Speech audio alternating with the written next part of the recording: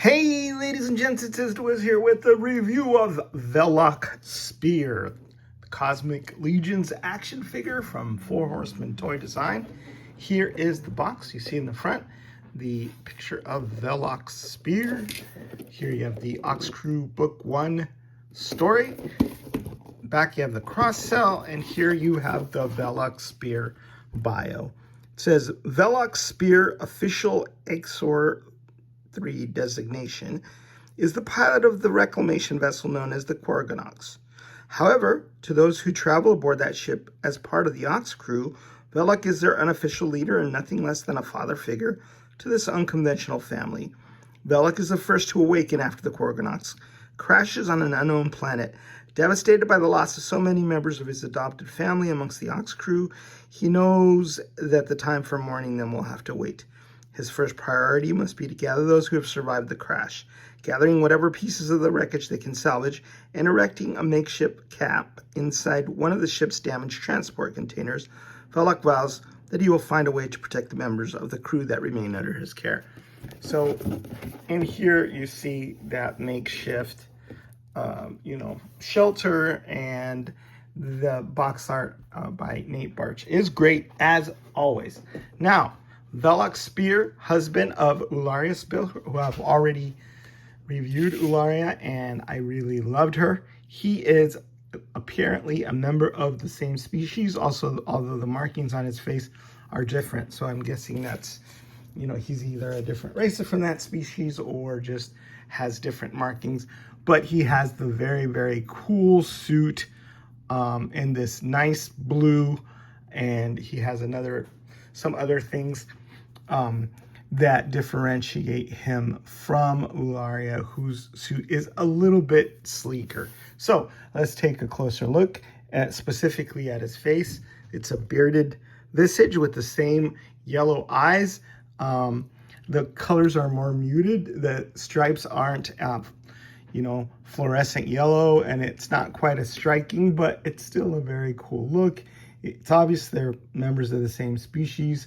He's got either a scar or something here on the side of his face. He's got the sharp sort of Spock-like ears, and it's fun to look at these two suits next to each other so you can kind of see the differences that crop up. This one, I don't know if it's the exact same size or a little taller. It may just be the different shoulder pads on the blue suit that give it the bulkier look.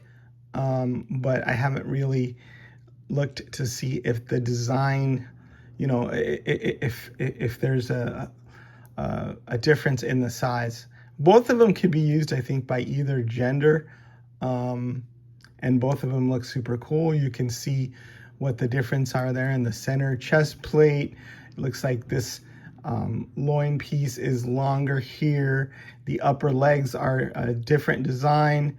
The lower legs look like a similar design. The feet look like a similar design.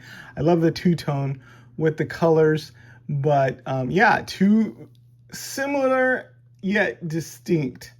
Arms are bigger on this one. Yeah, and they come with some of the same accessories, but somewhat different. As you can see, Vellok has a catchier paint on his gun with that chrome and black that really offset. That's really nice. He does have the Ox Crew symbol here on this shoulder pad, and she has a different Ox Crew symbol on the shoulder. But yeah, so they obviously match and go well together, but there are enough interesting differences to make them visually appealing separately. This has a bunch of like grenades. They look like they've got pins there and different packs on the utility belt that actually come off. And I believe these are actually glued in, so they don't do that. But that adds to that bulkier feel when the belt area around is a bit bulkier. He also has like this heavy gun, but we've seen this utilized as a gun before, but this one is a chainsaw.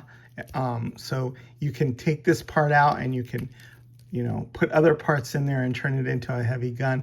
But now it's like a heavy chainsaw.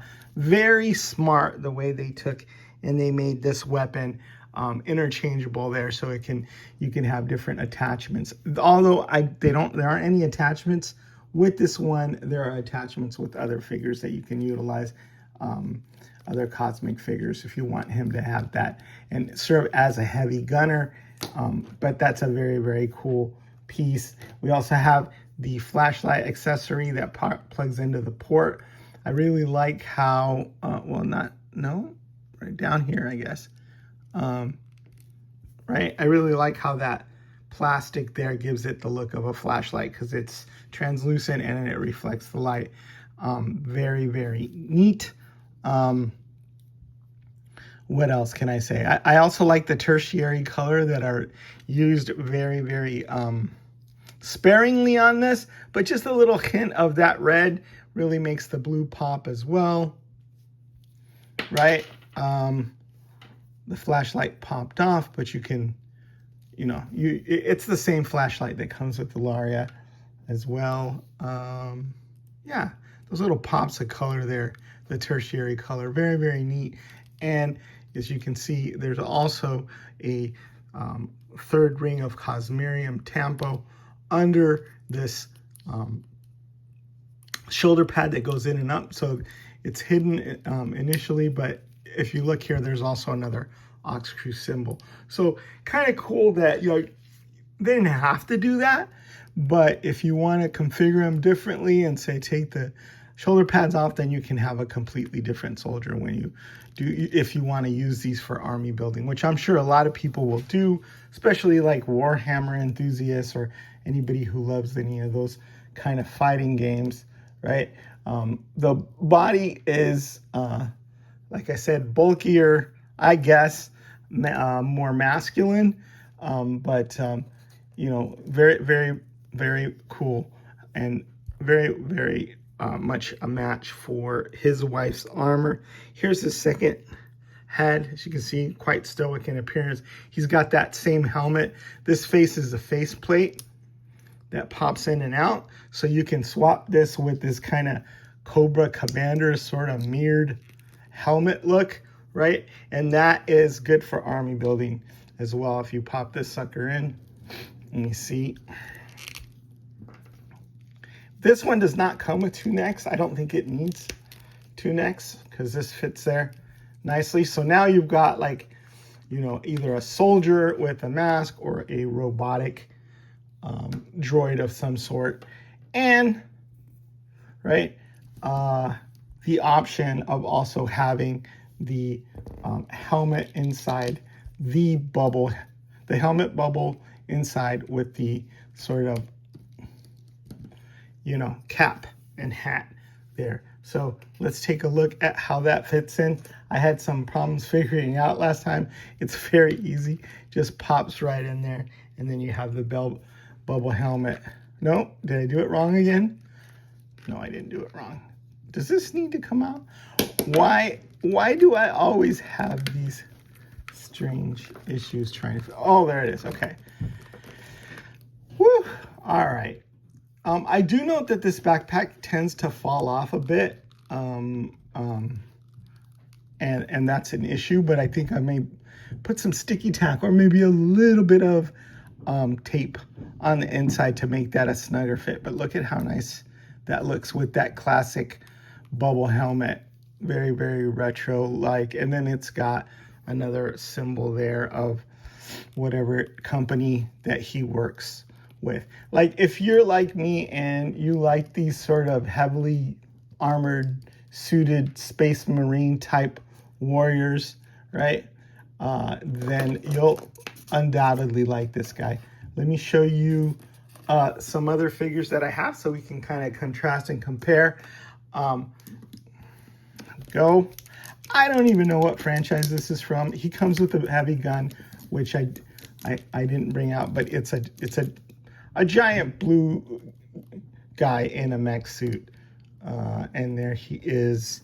Somebody may put in the comments who that is, but you know, you put the helmet down, and it's a very, very cool it's a very, very cool suit. This one's a lot bigger. I note that the articulation on the Four Horsemen is a bit better. This is a little bit more loose, but luckily there's those gigantic feet, so it stands quite nicely, even though the hips are a bit loose. So yeah, I mean, I could put these two together on the shelf next to each other, no problem, and I think they look awesome to build out a squadron. Now, he could be the commander, and these could be the grunts. I also have this Warhammer figure from McFarlane. The paint on it isn't quite as nice, but the aesthetics and the design, I think, fit in pretty nicely. So yeah, I think what I'm gonna do is I'm gonna mix and match these and put together some sort of armored space marines with all of these guys, and they're so fun, right? And they can go on adventures together as well. Here's the comparison contrast of the Vellok Speer with Ularia Speer and Orvar. So those are three different suits. This one has the shorter legs, and so they look really, really good together, even though they're different sizes and all that. I'm glad we're getting these spacesuits for different sized aliens, because one thing that's cool about outer space is kind of that diversity of size and shape and all of that. I think this is a really, really good figure. I think these will be very popular. I can see, right, these just really taking off, because like I said, I first saw Eric Treadaway sculpt this Glio size over 10 years ago, over a decade ago. It's how long it's taken to kind of get these and perfect them, and they're super awesome. Another thing is that I shouldn't forget to mention is that he gets two extra gloved hands for his suit, so that and those are grasping hands as well. That's a trigger hand, and then he gets an extra whatever kind of utility belt accoutrement there that is.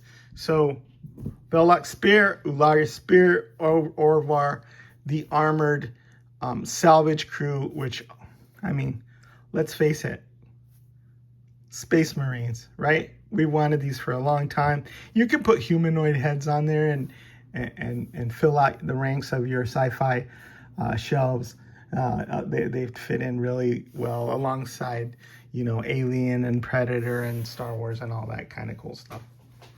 All right, well, congratulations. This kind of feels like a full circle moment for me, since I saw the first Space Marine that was sculpted on a glass scale by Eric Treadaway. It was sculpted in Castelline. This was before he went to, learning how to sculpt with 3D on the computer. And half of it was sculpted and half of it wasn't, because that's what he used to do. Is you used to sculpt half the figure and then, mirror it and then sculpt the other half. So seeing that, and I had pictures of that I gave to Jeremy so he can show them off. Well over 10 years ago, where the figure's not fully sculpted yet, but all the bones are there and it looks super cool, and Glio scale, and then to see it, here, full 6-inch scale, just looking great, just looking awesome. That's a full circle moment for me, right? Because, man, this is a labor of love. Eric Treadaway is pouring all of the goodness and all of the love and all of the influences from his childhood. I know that Power Lords were one of his, favorite toy lines back there. I'm sure there's some Power Lords influences to this, and as well as all the vintage good stuff that we grew up with in the 80s. So yeah, the only nit I have to pick with this is that, man, this kind of falls off a lot. So I think a little bit of tape will make that a snug fit, so it won't fall off. It stays on pretty good, but as soon as you bump it with something, you know, it'll fall off. Say so, but you know, yeah, you really got to shake things up. I'm really impressed with how well the bubble fits and how it snaps on so nicely. The engineering is super good on that. All right, so let's put them back together.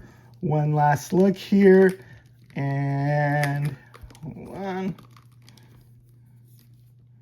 You can also put that tube into various ports to configure it however you want. Did I do this right? Yeah. There you go. You pop that in, and you pop that in, and perfect. All right. Is the Wiz signing out. Get your Cosmic Legions before they blow up, and then you have to pay huge prices for these at third-party retails.